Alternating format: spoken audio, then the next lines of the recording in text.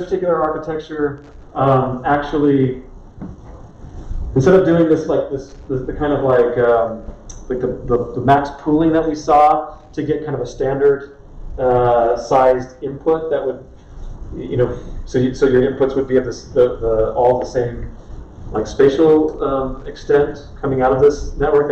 Instead of doing this max pooling, they do a kind of similar idea. They lay a kind of grid down again on like the possibly irregular shaped bounding box. Or when I say irregular, I just mean like various V-shaped bounding boxes. And then they have a kind of bilinear interpolation that's done in between these grid points rather than doing this max pooling. But so there's maybe a little bit higher quality of representation coming out of that. But in the end, what it's done is it's gotten you your regions of interest, like these best proposed regions of interest, and for each one of these now, we're here basically. So like these feature maps here are associated with these proposed regions. You have some network that converts this from this feature map into a code of length D. So this B is the number of regions, and D is this kind of like fixed length code. You can just think of this as like some latent representation up to this point of what's in the region. And then we haven't learned about this yet, but we're going to here in just a few weeks. They use what was like state of the art kind of sequential deep learning model called Lstm, stands for long short-term memory, but it's a way of modeling sequential data. So like language, where there's a sequence of tokens, words, and the objective here is to be able to produce those kinds of sequences. And so you have all of this that's basically doing what we saw last time, cutting up the image into these regions, the best regions. Now turning that into some kind of latent representation of that, and then using that as the input to a sequential model. And that sequential model is supervised with, trained with actual captions. So you'd have to have data that has captions associated with these bounding boxes. But then you can learn end to end this whole thing and be able to do the kinds of things that we just saw. Does that kind of make sense? Given what we did last time? Any questions? There's of course many other ways you could approach this. It's just like one of the kind of first successful ways of doing this. So again, here are some examples of this output. You can see that this mostly does well. Sometimes it doesn't do well. Anybody can see where it doesn't work. Basic says a small hole. Yeah, exactly. Yeah. What a stupid network. That is totally not a small hole size. But you can kind of see why it might have gotten wrong that way, right? It's got the shape of a bowl. It's there's a plate there. I don't know. Maybe it's brown like some of the sauces it saw in the training data. I don't know. I'm not sure, but yeah, didn't quite get it right. Any other ones? Bowl of chocolate. Yeah. Glass of water. Yeah. Yeah. Yeah. This is quite an interesting one. So marks this, really kind of stereotypical syrup. What would you call that? Syrup dispenser, as a glass of water. So, like, why do you think maybe it did that? Because it looks a little bit like a cup, and anything that looks like a cup probably looks like. Yeah. How many glasses of water do you think are in the training set? Probably like a lot, huh? I mean, just relative to syrup dispensers, or whatever the right name for those things are. So there's probably some, it's like there's some imbalance here where maybe it never saw a syrup dispenser. Maybe it has no idea what that is, right? But it's pretty close to a glass of water in the sense of like it's like the right size. It's sitting on the table. Hopefully water is not dark like that, but you know. So it's not, you know, so it's obviously not perfect, but if you think about it, like pretty amazing. By the way, you probably can't read it, but like the other things that are over here, which might also be pancakes, it's actually really hard to tell from this image. This is now a bowl of soup. That thing up there, like maybe looks like prime rib, but I think it's actually a pancake, just a really dark pancake. It says bowl of soup, but again, you can kind of look at that and see like why that white one's on Go to the previous slide one. there. Say again, sorry. Can you just go to the previous slide one? Go to the previous slide. Yeah, sure. Yeah, so here we are giving the representation generated by CNN to Lstm. So since they both compute representations in a different way, would it be beneficial to have an RNN here or a CNN here to generate representations? I got the setup, but I didn't quite understand the question. Say it. So we have two different, like CNN is generating the representation and we are giving it to the RNN. Giving it, yep, exactly. The LSTM. Yep. So since they both are inherently generate representations in a different way, would it be beneficial to have an LSTM there or a CNN here to generate? Yeah, okay, so I think I understand your question. So, I'm not really sure what you mean about like putting one here and one there, but... No, I mean basically both being the same, both CNN or both LSTMs. Yeah, I think the answer is no, because the computer vision part of this network is being taken care of by a convolutional network, which is appropriate. Like a sequential model wouldn't be appropriate there. I mean, you could argue these days like there are visual transformers, and you could argue that. But like in general, like if you're needing to do something with images, you want to use a convolutional network. And then this is really smart, right? Because what this is doing is this is like all of this initial part of the network is about turning each of those basically turning the pixels of that region into some kind of vector that represents like the semantic content of what is in that image, and that then gets sent as like the initial state of the LSTM that then just says, okay, cool, like I know what that is. This is a striped gray cat. Like it when it's trained end to end, it's true that that they have very different like inductive biases and things like that, but it's trained end to end, end to end. So like the supervision comes from this label here, and it works itself, through the LSTM, through the codes, through the recognition network, through the features, through the localization layer, through the convolutional layer, all the way back to the original data, right? So, it seems like the right thing to do to have the parts that are dealing with the images, be a convolutional, and parts that are dealing with the sequences to be sequential. Yeah, I mean, just like it sort of fits. When you say it is trained end to end, if it's not trained end to end, then probably this representation is difficult for this. Yeah, I mean, maybe, yeah, maybe you're right on that. Yeah, but the point of this is really to make it all end to end, right? So the convolutional features back here depend on the representations being learned within the LSTM upstream.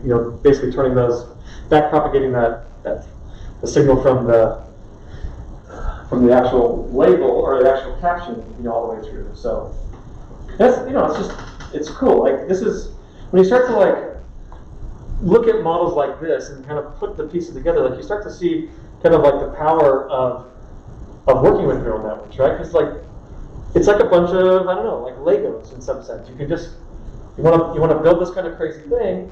Well, that crazy thing is just going to be built up out of things that we understand until you have this end-to-end model that takes you from images to captions. And as long as all these operations are differentiable, you can just use your back propagation and train it. Now, getting like the hyperparameters right, getting like things like learning rate, and like this is part of the hard work of doing deep learning. But nevertheless, like the fact that you can even do it is really quite amazing. And again, like just think of like the problem of how would I actually program this kind of by hand not learning it from examples. How would you possibly do this, right? It's like, it's not. It's in no way clear that you could actually write out an actual program to do this. How do you measure loss for a caption? Oh, how do you measure loss for the caption? Yeah. Okay, so in a couple of weeks we're going to actually talk about these kinds of models. Okay. But the basic idea is that this model is producing the word striped, then the word gray, and then the word cat. At least it's trying to. And you are supervising it by saying, like, did it get the word striped? Did it get the word gray? Did it get the word cat? Like in the simplest form, you have like a couple of different classification losses for each of the word positions. Do you use like a Jafar distance? Or Nope. No, not typically. What you really, literally, you're saying like, is the first word of this produce striped, right? Like you have a vocabulary of, say, 10,000 words. One of them is striped. Did it produce striped? Like, how it produces striped is like the thing that we haven't talked about the details of, but like, it produces something that's a prediction that's, like striped. Did it do it or not? If it didn't, there's some loss signal that gets propagated through the network saying, hey, you didn't get this right. And then, did it get gray as the second token? Did it get cat as the third token? Did it then end? Did it produce the end token after that? So again, we're going to spend more time on these kinds of models, but that's the basic idea. Yep. Yeah, so the single image can have multiple classifications, right? Or captions. Yeah, captions. Yeah, that's true. So for actually at each time step when you are producing striped or the first word of the other caption, will it be a multi-class classification or will it be a single image, one class, and then you use the same sample again with a different caption or a different caption? Yeah. You could give it the same image with a different caption. That would confuse the model, isn't it? You could do that, and it would confuse the model. So typically you would have one. You'd have one label per image, even though there are multiple captions. So like we'll look at this in a couple of weeks. Like some of the ways that these are evaluated, things like BLEU scores, BLEU, and the way that those get evaluated is not did they produce the exact. So they're trained with like an exact caption, but when they get evaluated, there's like, there might be 3 or 4 like plausible captions or something like that, and the evaluation is did they produce at least one of those. So again, like for a test image that hasn't seen, did it at least produce one of like the maybe 3 or 4 like possible captions, and in doing that. When we say produce, like it does, it's a little bit more like what was suggested over here, like it's not a Descartes score, but it's something similar to that, where like how many of the words in the right order did you produce in any one of the captions, and it gets evaluated in that way. Because you're right, like natural language in particular is not that precise. Like we don't have one way of saying striped gray cat. This could have said like a cat that is gray and striped or something like that. When I said multiple captions, I didn't mean striped gray cat and gray cat which is striped, not that. But catch watching TV is another caption. So Yeah. So it's being trained with both of those, right? So like the green box here is just the striped gray cat, but the blue box has a couple of cats that are currently watching TV. So both of those are examples coming from this one image. That would be signal for training this network. So will it be a multi-class classification at each time step, or will it be? No. It's just like you're like only one of these. Well, just think of it as like only one of these going through at a time, even though you would send them all through. It's not multi-class classification. It's just like each one of these is being classified separately from the other one. But they have each one there's a single caption associated with it. Because again, it actually is a different region that it's captioning. Right? Good questions, thank you. Anything else? Okay, yeah, so we look at this and it's kind of fun. So So like, where are the data sets for this kind of stuff? So early on, there was a data set called Pascal VOC, which was kind of like in the same, kind of like the same era as ImageNet. And then a few years after that, so it had like the captioning. And a few years after that, Microsoft actually produced this data set called Cocoa. And it actually set up its own competition using it as well. I think if you remember, the ResNet in 2015 won all the ImageNet sub competitions of the whole competition, and then won all the Cocoa dataset competitions as well. Also, ResNet was produced by a team from Microsoft, so I don't know, maybe they have a little bit of an advantage. No, I'm sure that's not the case. But anyways, Microsoft Cocoa. So yeah, it's actually a really comprehensive computer vision data set with a whole bunch of additional kinds of labels. So they have so it doesn't have this for every single image in the data set. Like certain subsets will have like full segmentation, and other ones will have like captions and things like that. But in general, like many of the images will have all of these. So the different objects in the image will be segmented out. You can kind of see, some of the pictures here of that. The recognition and context, we haven't really talked about that, but this is something more of like a semantic kind of. It's like this is like a dog lying down or something like that. There are various ways of thinking about the segmentation that we're not going to get into. There are a total number of 330,000 images, which is a lot less than ImageNet. Remember, like ImageNet total has like, 12 or 15 million, something like that. But within these 330,000 images, there's 1.5 million object instances. So like things like this, like the dogs and the people and the trains and whatever else. 80 object categories, so not a huge vocabulary that way, but 90 stuff categories. And then, interestingly, for many of the images, there's 5 captions per image.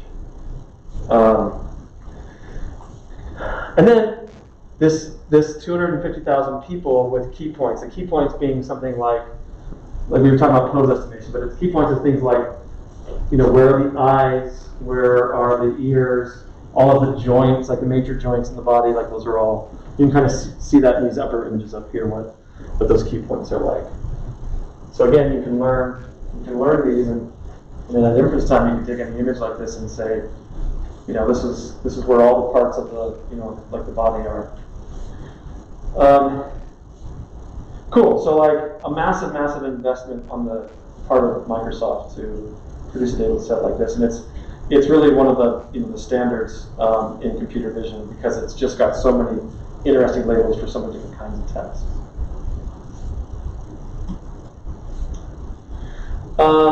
There are other kinds of computer vision data sets. Here's one that's somewhat interesting. Something called visual genome. You can see some of the statistics over there. What's interesting here is that it's got a couple things that we haven't really talked about yet. So one is it's got question and answers about an, like what's going on in an image.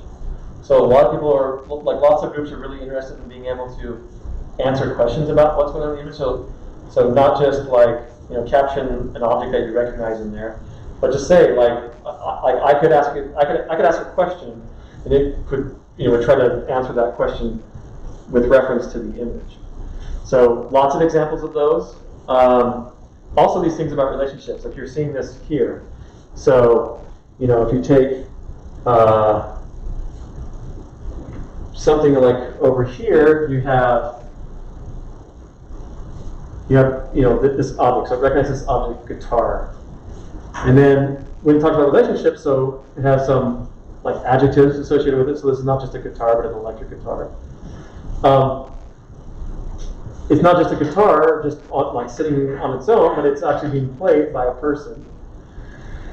That same person is wearing not just a hat, a fedora, and so forth. So like it has this kind of something like this kind of part of speech understanding of how the objects in the image relate to each other. So they have these like semantic relationships. So that's cool because once you have things like that, you can start doing, things like this. You can do all your object detection as before, say what objects are there, but more than that, you can start to say, okay, well, how are these objects related to each other? So like in this example right here,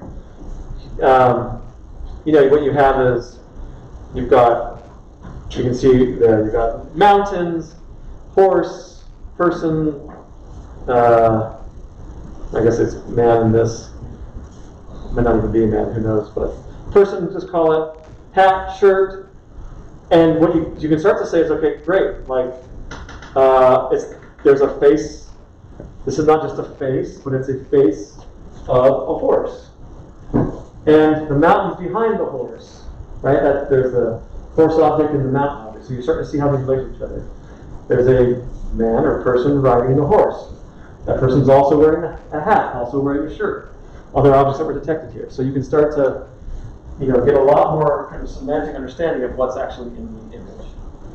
So it's a little bit different from captioning in that instead of just, saying what objects you see in each of the regions, it's relating all the objects from each region to each other, which is quite cool. Okay, so we'll transition now into 3D object detection. And by the way, we're probably going to end quite a bit early, so maybe that's good. Any questions before we move on to this? All right. So 3D object detection.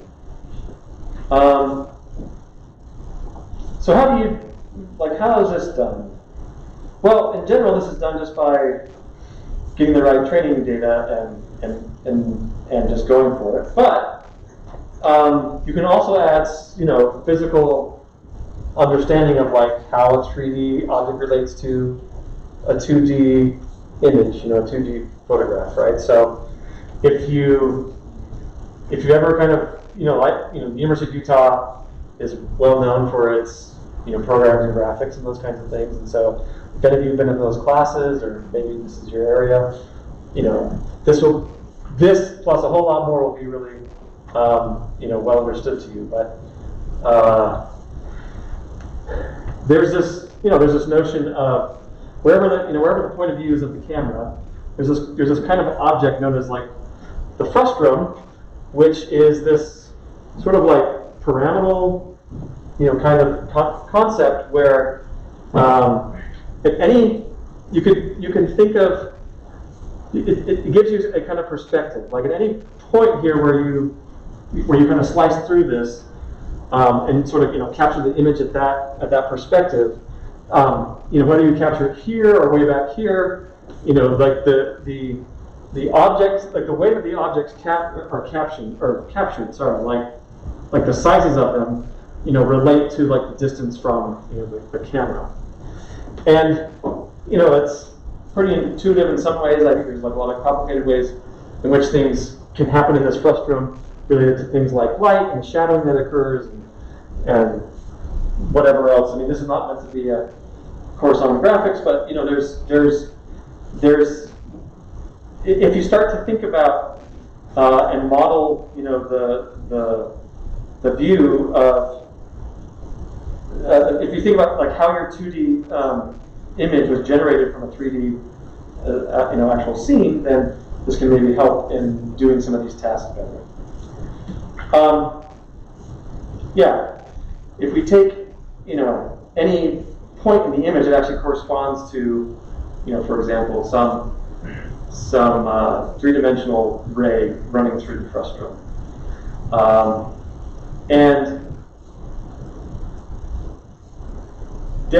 So one of the consequences of this is that really, the bounding boxes or these like prisms that you want to have in 3D should actually also kind of follow the same kind of geometry, right? That it's not really just like a bunch of rectangles put together, like this cube put together in the 2D space, but it really has more of this kind of like pyramidal representation. So anyways, this, like knowing this and having some notion of this can help with disambiguating things like scale and distance. If you have some additional understanding of data, like if you know something about like the depth at which the object is from the camera, for instance. So localization now kind of has this, these additional concepts to think about when you've got to go. You want to do the 3D detection within a 2D image. There actually are depth cameras, and we'll talk about those in a second as well. But so how do you do this kind of thing? Well, like we talked about this already, but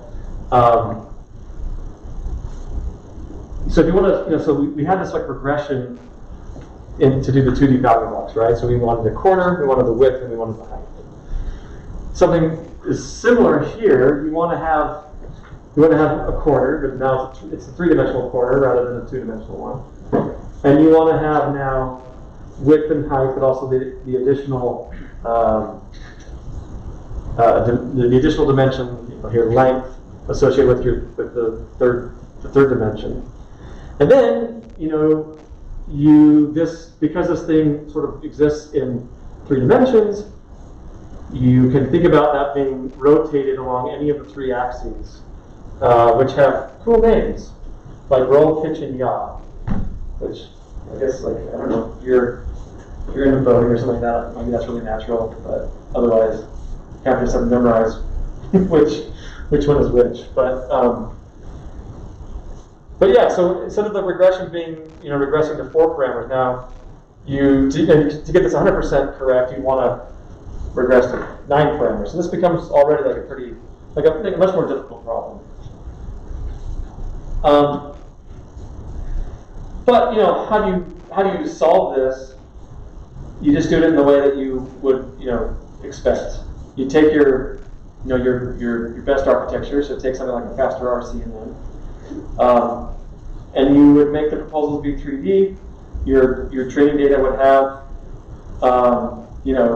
the ground truth labels for any one of those 3D bounding boxes, and you would just regress to those, and it would plus you have your class scores for what object's in there. So it simply extends very easily to 3D.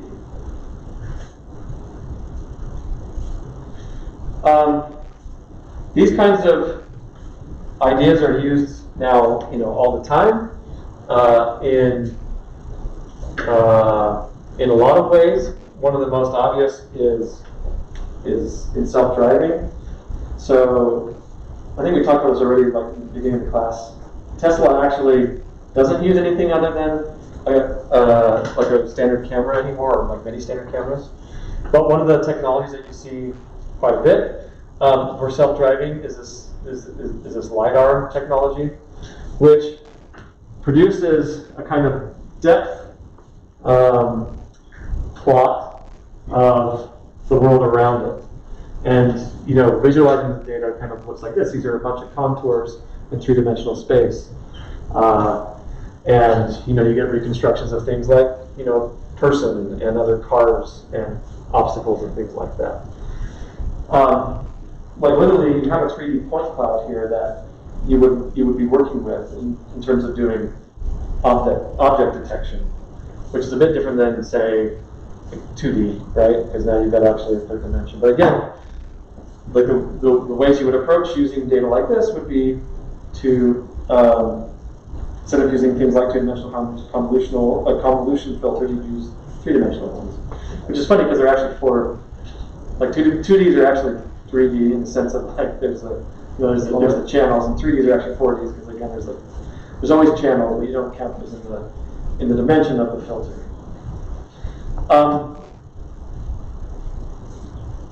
Yeah, and then like kind of in the spirit of the things we looked at today, you know, you might have a whole bunch of pictures of like what's going on from different sensors, right? So you might have a camera, I guess a standard camera, and you know for the frame from the camera, you might also have a simultaneous frame from say your Lidar device, and then you might also have another Lidar device. So like one in the front, one on top, and each one of these is like giving you some kind of it's some kind of view on what's going on in the state of the world at that point in time. And you want to be able to bring all this data together and do something like even better object detection. Yeah. Yeah, so how do we disambiguate two shapes that are same in one plane, that look same in one plane, that we project into 2D plane? Is there any way we disambiguate two shapes? I apologize. You're asking about two different shapes, but like how are they different from each other? Let's say you have a cylinder and you have a circle, and when you cut it in one plane and you see that if you just project it onto a cylinder or a 2D plane, you see a circle, but there might be actually a circle shape in the 3D image. So how do you or a sphere basically, how do you disambiguate between two? Yeah, like if you don't have any additional labels, then you might not be able to do that, right? Like so there is some ambiguity if you're just looking at a 2D So is there any way image. Well, yeah. So like that's one of the points of using something like a Lidar technology, which would actually give you depth, right? So this is like a so a Lidar readout is not just a 2D image, but you're getting both. You're getting a 3-dimensional like mapping of like the surfaces that the light is being scattered on from using the sensor. So you're actually getting a 3D reading. So now you can start to disambiguate some of those things. And you can see how if you have multiple views, like a front view and a bird and the top view, like that's something that's a little more akin to a binocular. And if you have now like a standard like 2D image, you can imagine like, hey, I should be able to put all this together and do even better object detection. And that's what actually happens here. So like this is a particular example of doing something like this, where you start with convolutional layers that are just basically what you're trying to do. You're trying to like represent all like the regions of interest in each one of these images. You get your regions of interest, and then you now have an additional network that begins that tries to like fuse them together, so to speak, or like allow them to build up evidence for the objects in certain regions of your full state. But in the end, everything's fairly similar. All that information is going to combine into being able to produce a 3D regression box, say like for your camera image, because that's the image that you're going to most be. It's going to be like most obvious to understand like what's going on, and then a classifier saying what object is in there. So what's cool here is that the more sensors you have, maybe the better. I mean, there could be some like a lot of redundancy, and then there is going to obviously be some correlation in this data, but it's giving you more evidence in which to be able to do these kinds of tests even better. So that's pretty cool. And of course, different research groups continue to iterate on these ideas.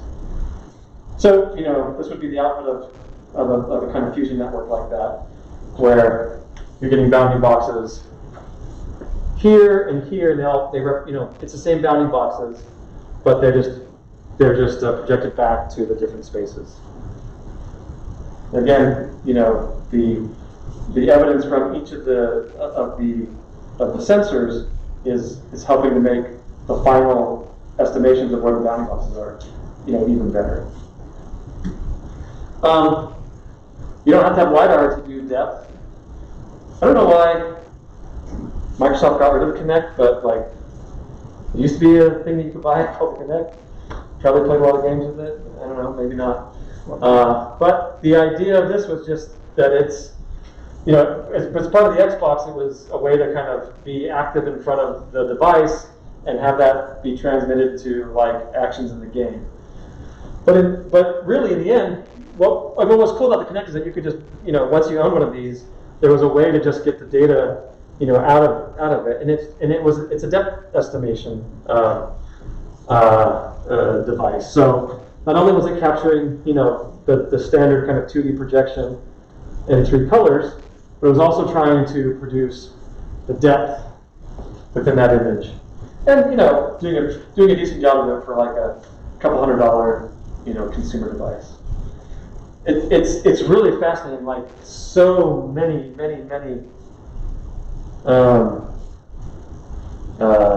like products and like research and stuff done with depth using simply this camera. Because again, you could buy one for not too much money, but you can't buy one anymore. So maybe eBay only. Yeah. So what this is trying to show right here is, so there's your image, and this is something like it's estimation of like what are all the parts of this image that are at roughly the same depth in the image, and of course it's not totally correct, but it's also not terrible as well. Again, consumer device. How does this kind of thing work? Well, instead of there being something like the pixel value in in 2D, you are going to have something like a voxel, so like a kind of discrete 3D unit in your image, and associated with that is not just the color and like where you are in the 2D space, but an additional third dimension, representing the depth. So this is like a way of thinking about a way of representing like what a device is going to return to you. And just like you would expect, the way that you work with data like this is you just you work with, again, the same architecture, faster RCNNs, but this time the regions that you're proposing are not 2D, but they're 3D, and you just need to have the data with the correct labels to be able to train these things. And I think that's it. Like I said, we're ending early.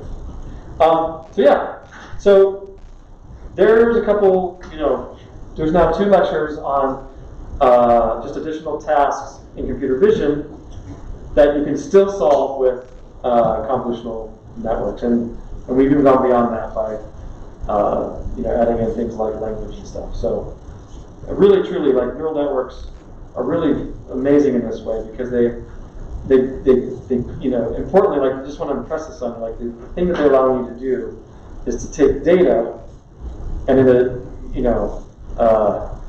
and learn the right program from going to, say, something as complicated as, as some kind of arrangement of pixels, to be able to say, like, hey, there's a dog there, and that dog is wearing reindeer, or whatever that is, wearing something on its head, or whatever. Like these things are able to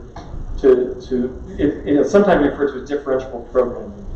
You're like learning to create this program, but doing it in from these examples using backpropagation, which is really amazing. So that's it.